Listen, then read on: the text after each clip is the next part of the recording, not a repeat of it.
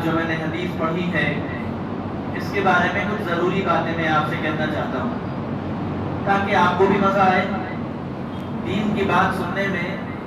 جب دین کی بات سمجھ میں آتی ہے تو پھر مزہ آتا ہے۔ صحابہ کرام کو حضور پاک علیہ السلام نے، ایک صحابی ہے، حضور پاک علیہ السلام نے انہیں ایک حدیث بیان فرمائی، ایک درخت کے نیچے کھڑے ہو کر بیان فرمائی، اور حدیث بیان کرتے وقت درخت کی ٹہنی کو پکڑ کر ہلایا تو وہ صحابی نے کیا کیا؟ اس صحابی نے بھی وہ حدیث جب دوسرے کو سنائی تو حضور پاک علیہ السلام کی نقل کرتے ہوئے درخت کے نیچے کھڑے ہو کر سنائی اور درخت کی ٹہنی کو ہلا کر سنائی کہ میرے نبی کا طریقہ بھی زندہ ہو جائے اور میرے نبی نے جس انداز سے دین کی بات ہم تک پہنچائی ہے اسی انداز سے دین کی بات آگے تک پہنچ جائے۔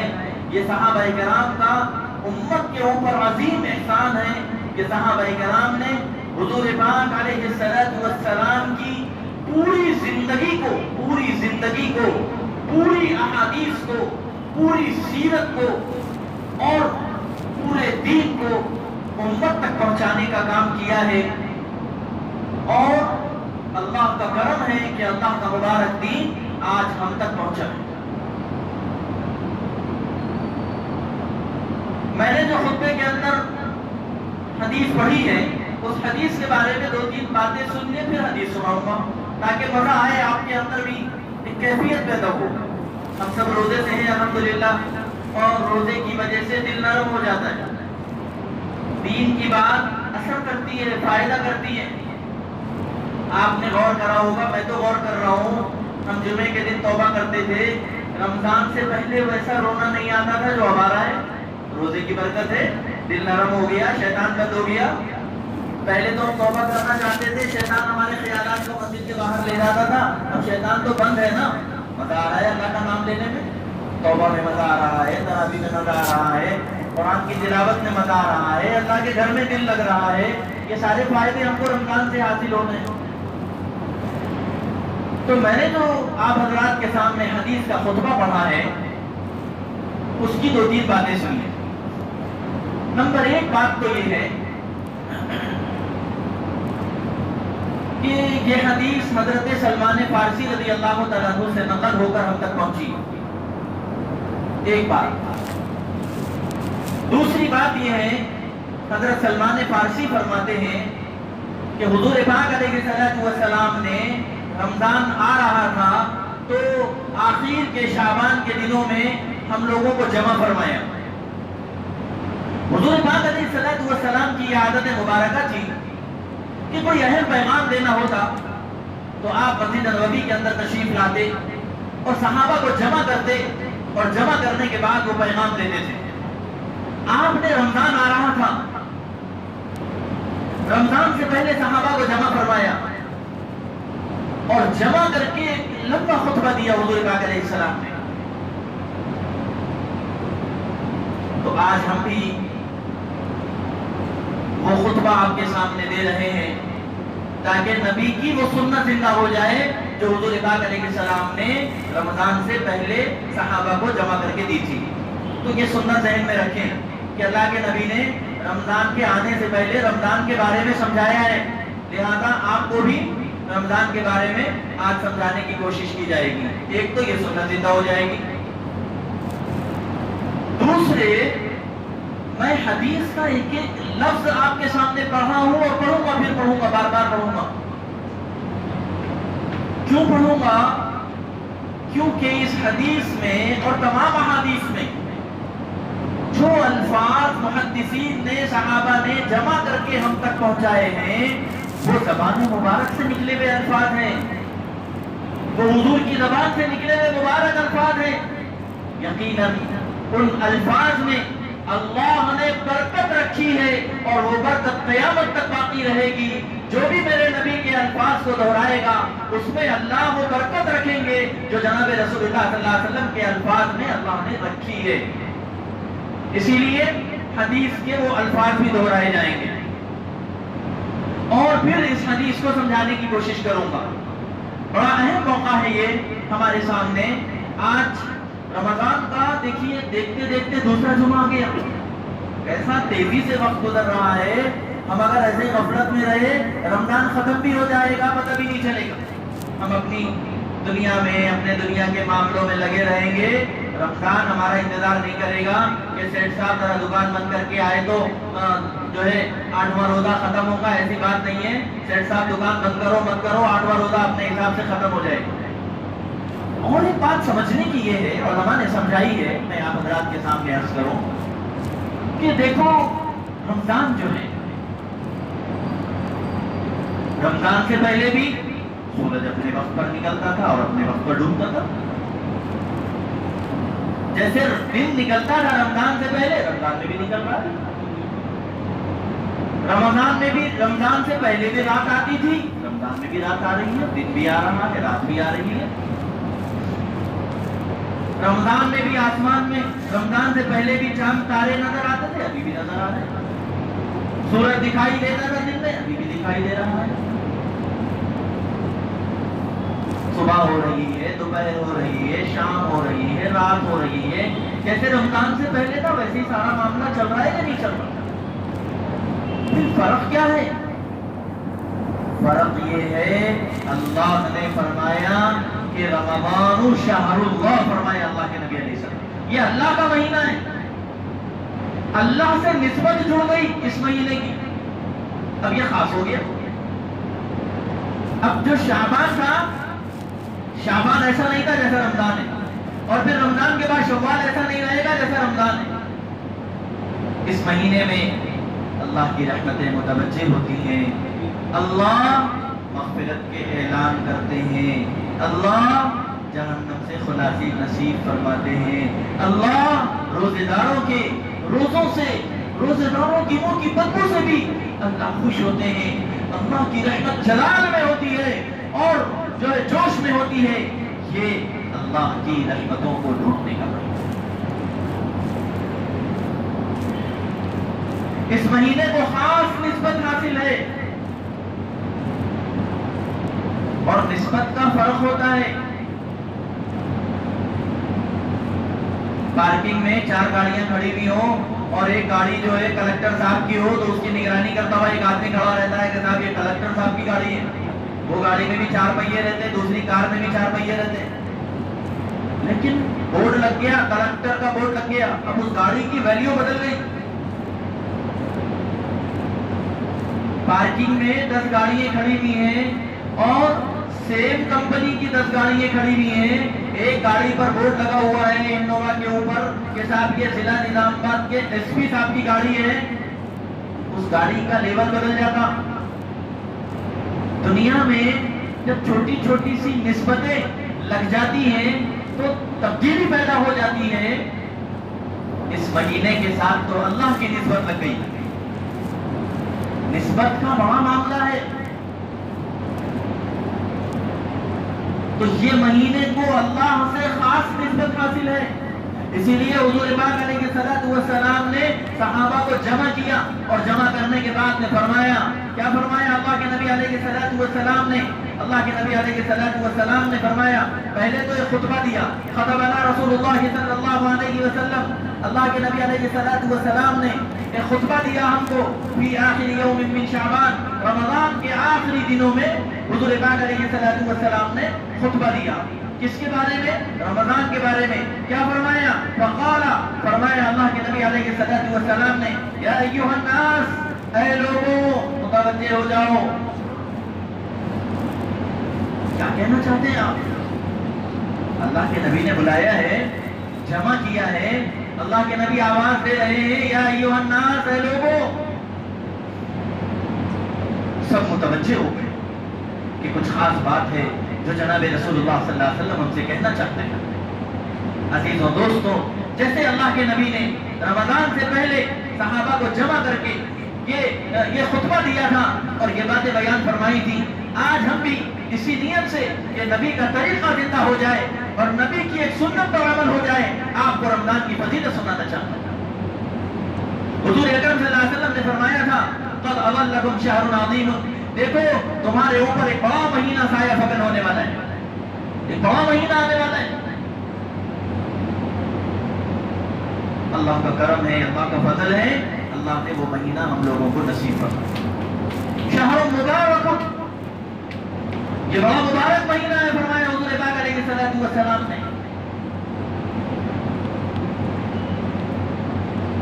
یہ بڑا مہینہ، یہ مبارک مہینہ اللہ نے ہم کو اور آپ کو نصیب فرمایا۔ اللہ اگر نہ دیتے تو ہم کیا کر لیتے؟ رمضان سے پہلے اللہ ہمیں بلا لیتے، کیا کرتے ہیں؟ اللہ نے جب ہمیں یہ رمضان دیا ہے، اللہ ہم پر اپنے خصوصی انعامات کرنا چاہتے ہیں۔ اب ہماری ذمہ داری ہے کہ بہت قیمتی چیز اللہ پاک ہمیں دے رہے ہیں، جیسے سونے کا ہار یا سونے کی چین لاکٹ کوئی دروازے کے باہر نہیں لٹکا دیتا، اپنا الماری میں رکھتا ہے، اس کی قدر کرتا ہے، اس کی نگرانی کرتا ہے۔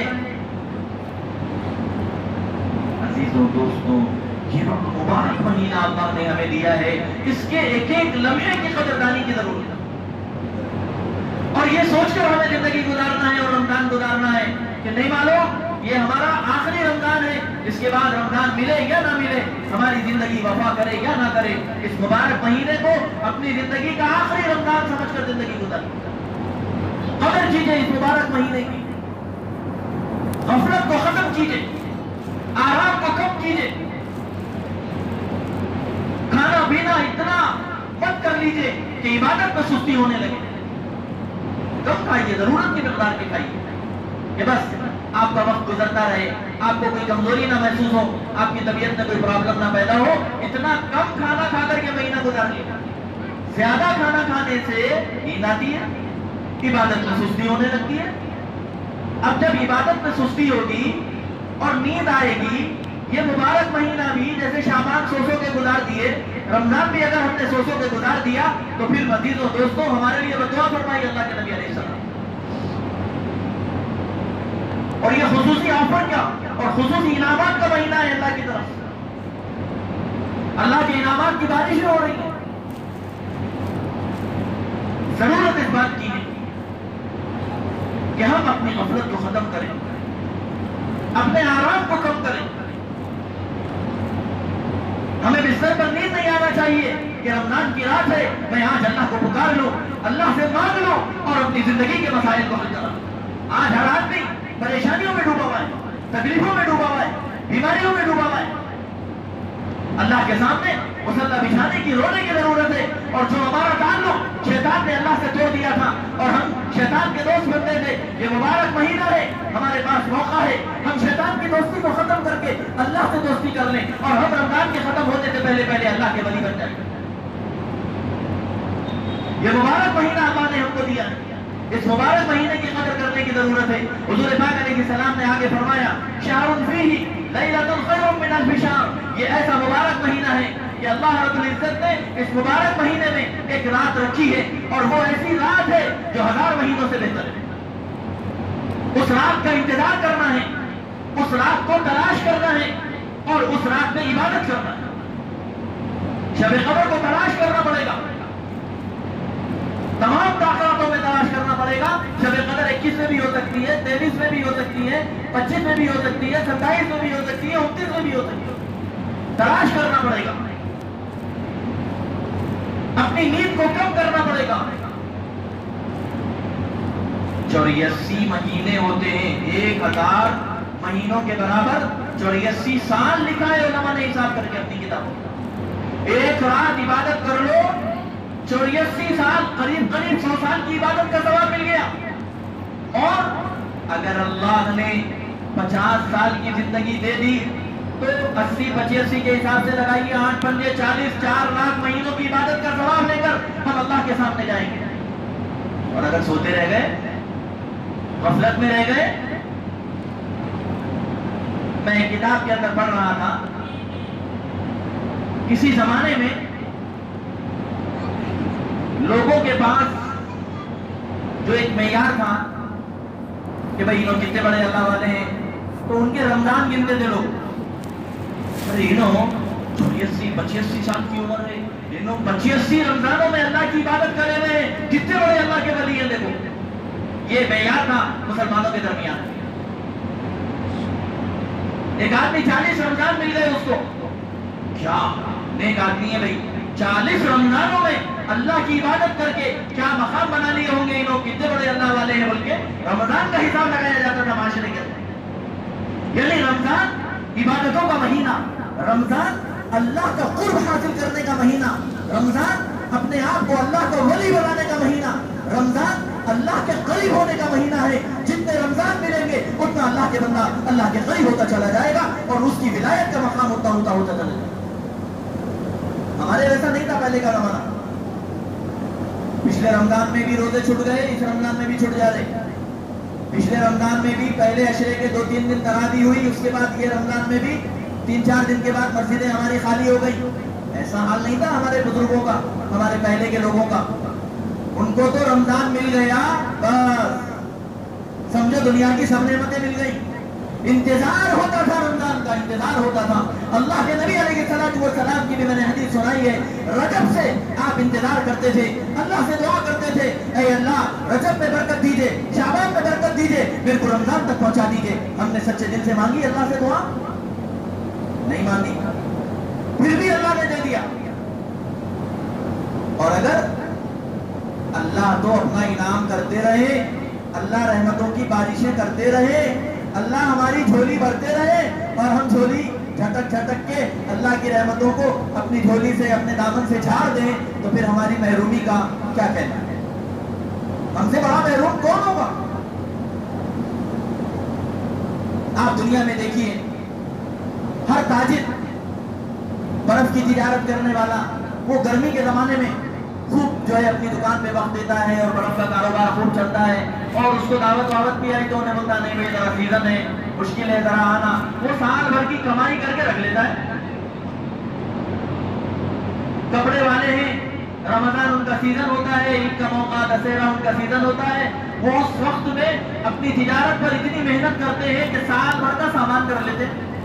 हर तिजारत में कोई ना कोई सीजन लगा हुआ है, हर तिजारत में कपड़े में अलग सीजन लगा हुआ है, चप्पलों में सीजन लगा हुआ है, बर्फ के कारोबार में सीजन लगा हुआ है।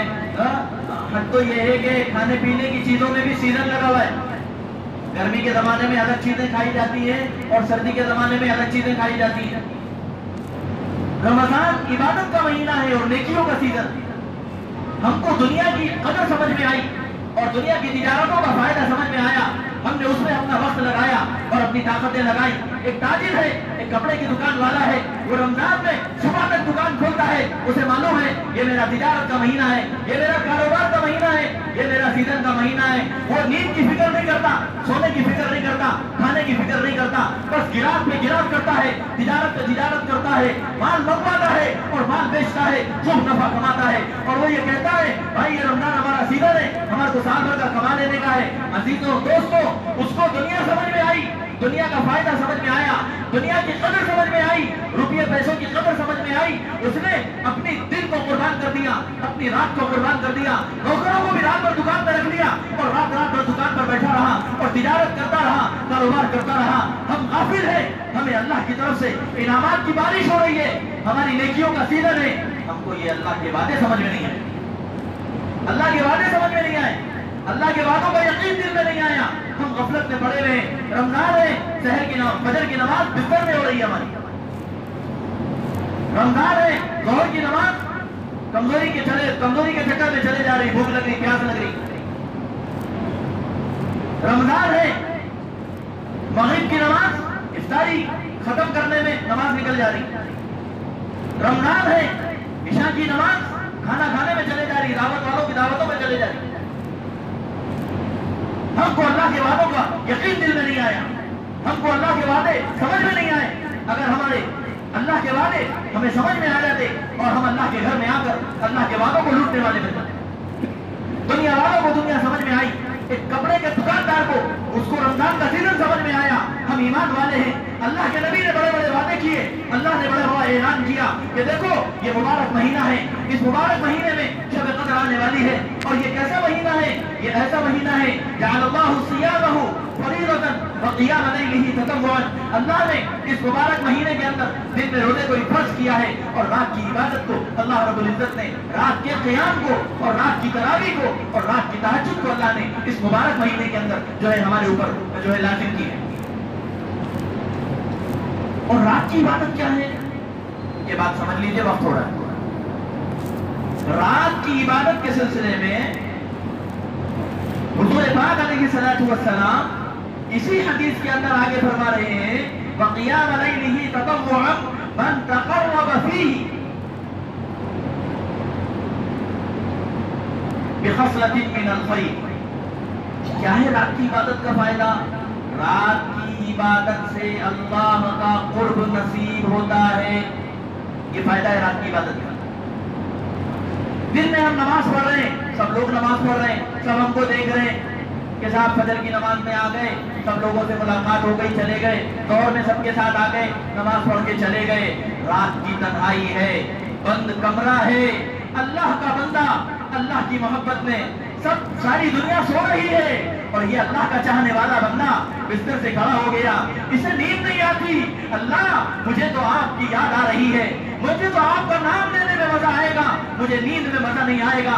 یہ مومن بندہ, یہ مومن بندے کو مومن بندے کی نشانی بیان کرتے ہوئے قرآن نے کہا ہے کہ مومن بندوں کا حال یہ ہوتا ہے کہ ان کے بستر ان کو اچھال کے پھینک دیتے ہیں کہ صبح کا وقت ہو گیا اور تہجد کا وقت ہو گیا, اللہ سے مانگنے کا وقت ہو گیا. ایمان والے کو, اللہ سے محبت کرنے والے کو نیند میں وہ مزہ نہیں آتا جو سجدے میں مزہ آتا ہے, کھانے میں وہ مزہ نہیں آتا جو رکوع میں مزہ آتا ہے, گرم چادر اوڑھنے میں وہ مزہ نہیں آتا جو اللہ کے سامنے گرم آنسو بہانے میں آتا ہے. دنیا سو رہی ہوتی ہے, دنیا آرام کر رہی ہوتی ہے, اور یہ اللہ کا بندہ, یہ ایمان والا, یہ اللہ سے محبت کرنے والا, یہ اپنی نیند کو قربان کر کے, بستر کو قربان کر کے, چادر کو اپنے اوپر سے ہٹا کر ٹھنڈے پانی سے وضو کرتا ہے اور مصلی بچھا لیتا ہے. لوگ گرم چادر اوڑھے ہوئے ہیں اور یہ اپنی آنکھوں سے گرم آنسو بہا رہا ہے.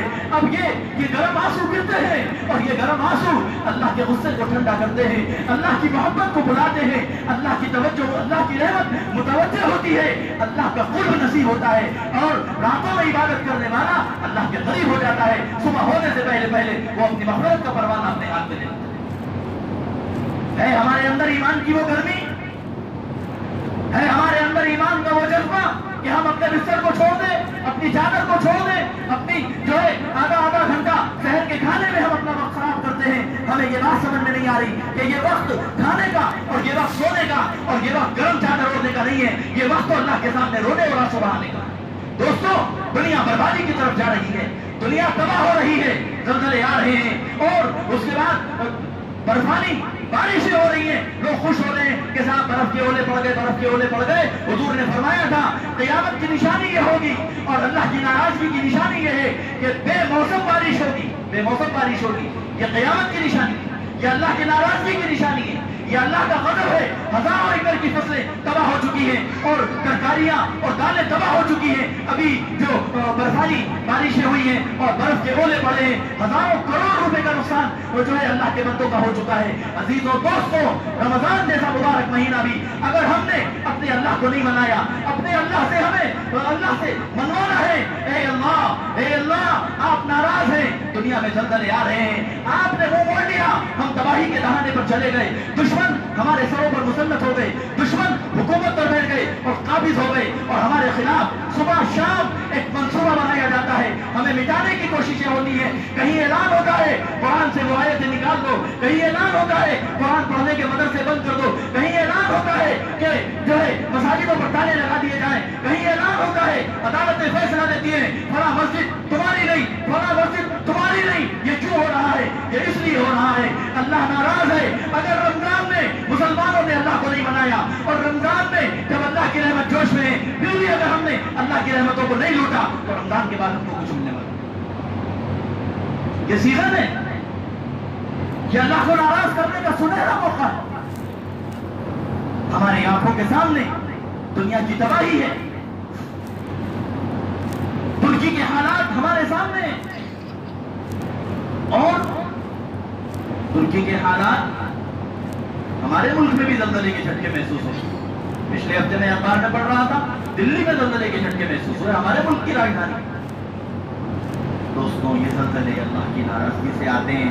سائنسدان کچھ بھی کہتے رہے, بڑے بڑے ماہرین کچھ بھی کہتے رہے کہ وہ لوز ہونے سے یہ ہو گیا, وہ اس کی وجہ سے یہ ہو گیا. ہمارا عقیدہ یہ ہے کہ جب ہمارا اللہ ناراض ہوگا زمین پر زلزلے آتے ہیں, زمین پر تباہی کے فیصلے. اس لیے عزیزوں دوستوں ضرورت اس بات کی ہے کہ اس مبارک وقت سے فائدہ اٹھا کر اپنے اللہ کو راضی کر لو. اور ہم نے اللہ کی مرضی کے خلاف جو زندگی گزاری ہے اس سے توبہ کر کے ہم شیطان کے دوست بنے رہے. اب وقت آ گیا ہے کہ ہم اللہ کے دوست بن جائیں, اللہ کے ولی بن جائیں اور ولی کامل بن کر ہم یہ رمضان گزاریں. ورنہ کوئی فائدہ نہیں ہے. رمضان آیا چلے گیا. میں آپ سے کہہ رہا تھا جیسے دھوپ رمضان سے پہلے نکل رہی تھی ابھی بھی نکل رہی ہے, اس کے بعد سے بھی نکلے گی. لیکن یہ جو سیزن ہے, یہ جو اللہ کی رحمتوں کا مہینہ ہے, اس وقت جو اللہ کی رحمتیں نازل ہو رہی ہیں, برس رہی ہیں, وہ ختم ہو. اسی لیے عزیزوں دوستوں اس وقت میں جو باتیں کہی گئی ہیں دعا کرو کہ اللہ پاک ہمیں سچا پکا مومن بنائے. اللہ کے پاس سے جو خزانے ملنے کا ہم سے وعدہ ہے ان خزانوں کے حاصل ہونے کا یقین اللہ ہمارے دلوں میں پیدا فرمائے. اور ہم نے رمضان ہم کو مل گیا, رمضان مل گیا ایسا نہیں, بلکہ رمضان کو ہم نے پایا ہے کوشش کر کے قدر کر کے. ایسے رمضان کے ایک ایک منٹ کو اپنے جو ہے قیمتی بنانے کی ضرورت ہے اور اپنے اللہ کو منانے کی ضرورت ہے. اللہ کی ناراضگی کو, اللہ کے غصے کو ٹھنڈا کرنے کا اس سے مبارک موقع پھر ہمارے پاس بات نہیں آئے گا. اللہ کرے کہ اس وقت میں جو باتیں کہی گئی ہیں اللہ پاک عمل کی توفیق عطا فرمائے. حدیث کا جو ایک ایک لفظ ہم نے پڑھا ہے اللہ پاک حدیث کے الفاظ کی وہ نورانیت ہمارے دلوں میں اتار دے اور ہماری زندگی کے اندر اللہ پاک وہ نورانیت پیدا فرمائے جو جناب رسول اللہ صلی اللہ علیہ وسلم کے الفاظ میں نورانیت اللہ نے رکھی ہے. وآخر دعوانا